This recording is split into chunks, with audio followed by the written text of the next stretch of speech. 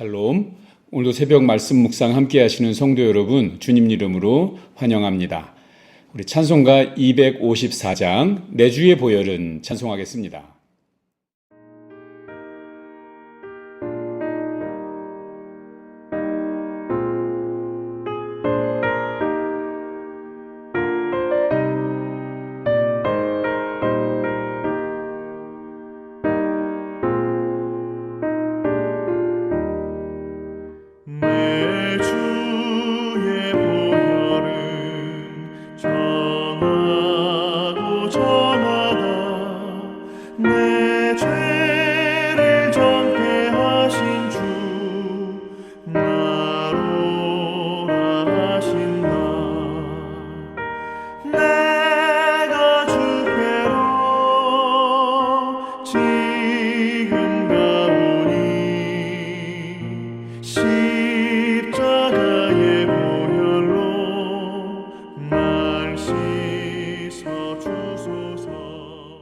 오늘 함께 나눌 말씀 출애굽기 38장입니다.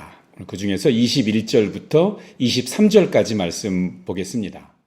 성막 곧 증거막을 위하여 레위 사람이 쓴 재료의 물목은 제사장 아론의 아들 이다말이 모세의 명령대로 계산하였으며, 유다지파 훌의 손자여 우리의 아들인 부살렐은 여호와께서 모세에게 명령하신 모든 것을 만들었고, 단지파 아히사막의 아들 오홀리압이 그와 함께 하였으니, 오홀리압은 재능이 있어서 조각하며 또 청색, 자색, 홍색 실과 가는 배실로 수놓은 자더라. 36장부터 시작된 이 성막 건축은 오늘 본문 38장에 이르러서 이 번제단과 놋 물두멍과 성막 울타리를 만들므로써 이제 마쳐지게 됩니다. 36장부터 38장까지 기록하고 있는 성막 건축과 또 성막 기구 제작 과정 대부분은 그가 만들었더라라고 기록되고 있습니다. 주어가 모두 똑같다는 점을 우리가 주목할 수 있습니다. 바로 부살렐이라는 사람입니다. 성막은 하나님의 말씀을 따라서 그리고 하나님의 말씀대로 지어졌습니다. 그러나 이 천지를 창조하실 때처럼 빛이 있으라 말씀하시면 그 말씀을 따라 빛이 생기는 창조 형식으로 성막이 지어진 것이 아닙니다. 성막을 만드는 하나님의 말씀이 모세에게 그리고 이 부살렐에게 전해졌고, 그래서 이 사람을 통해서 이 땅에 이루어지게 됩니다. 단지 성막과 성막 기구들만이 사람을 통해서 세워진 것이 아니었죠. 가만히 살펴보면 이 출애굽이라는 역사적인 사건 또한 사람을 통해서 하나님이 성취하신 일입니다. 하나님은 이스라엘 백성들의 신음을 듣고 모세를 택하셔서 출애굽을 이끌 이스라엘의 지도자로 세우십니다. 바로를 찾아간 사람이 모세였고 10가지 재앙이 이 땅에 이루어지는 것 또한 그것을 선포한 사람이 모세였습니다. 모세가 그의 지팡이를 홍해 앞에 높이 올렸을 때 바람이 불어서 이 바닷물을 흩트게 되고, 모세가 반석을 쳤을 때 거기에서 물이 나왔습니다. 이스라엘을 출애굽시키신 분은 분명히 하나님입니다. 하지만 그 하나님은 모세라는 사람을 통해서 일하셨습니다. 자, 부살렐이라는 사람이 오늘 본문에서 우리 모든 문단에 거의 주어처럼 등장하고 있는 것은 하나님께서 역사하시지만 사람을 통해 일하시고 하나님의 말씀이 사람을 통해 이 땅에 이루어진다는 사실을 말해주고 있습니다. 이 사실은 하나님과 사람의 이 특별한 관계성을 나타내기도 합니다.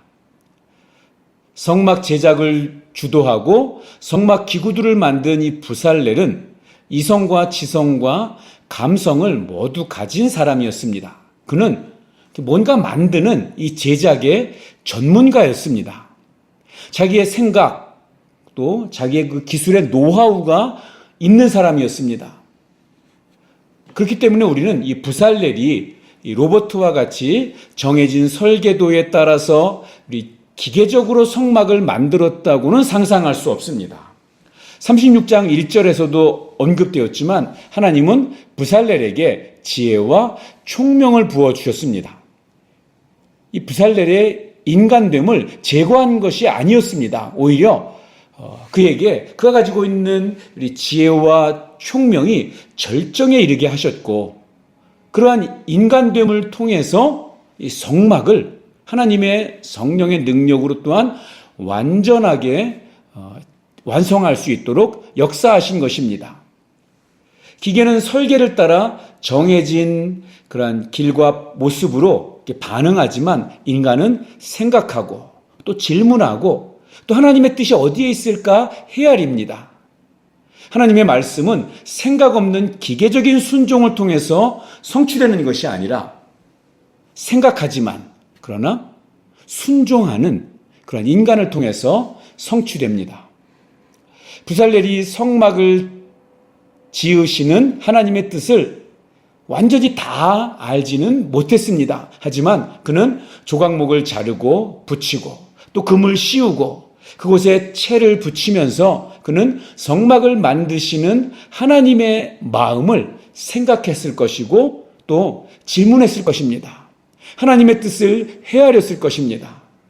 그에게 주어진 지혜와 총명은 기계적으로 일하는 데 필요한 것이 아니라 이 일을 허락하신 하나님의 뜻을 생각하고 헤아리는 과정에 필요한 것이었습니다.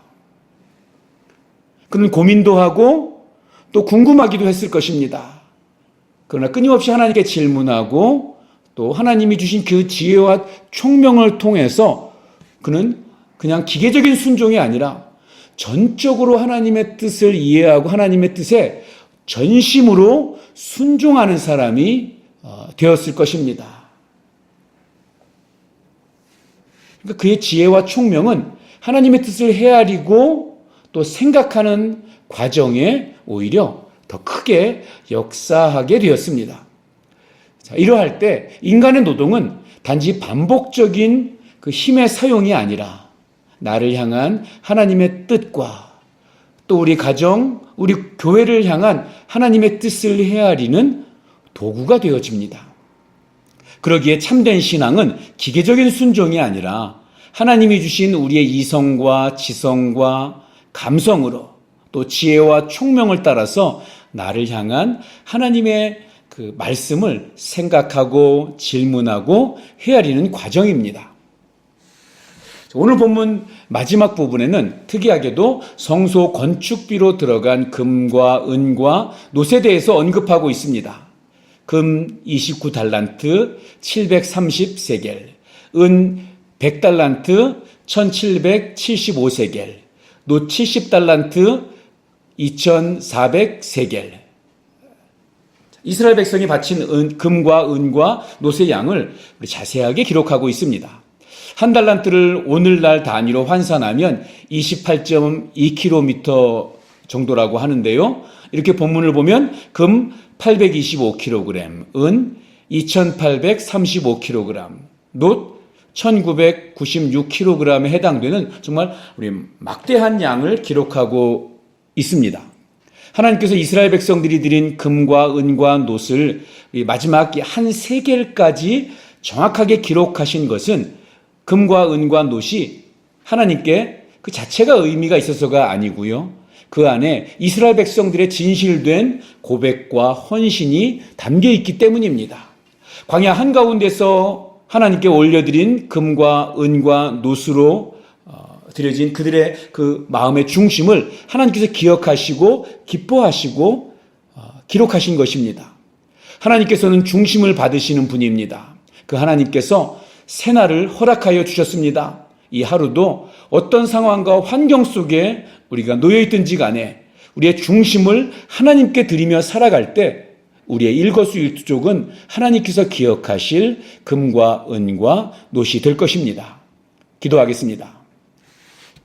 하나님의 말씀이 부살렐을 통해서 이 땅에 이루어지는 모습을 말씀을 통해 봅니다. 오늘도 저희에게 허락하신 삶의 자리에서 부살렐과 같이 살아서 말씀을 이루는 그런 통로로 우리의 삶이 쓰임받게 하여 주시옵소서. 성막을 통해서 이스라엘 백성들의 정체성을 지켜주셨던 하나님, 그 성막을 짓는 과정을 통해서 이스라엘 백성들을 회복시켜 주시고 또 새로운 지평을 열어주신 하나님, 이스라엘 백성들의 중심을 받으시고 금과 은과 노새 한 세겔까지도 기억하시는 하나님, 오늘 하루도 저희들과 동행하여 주시고 저희들과 함께하여 주시옵소서.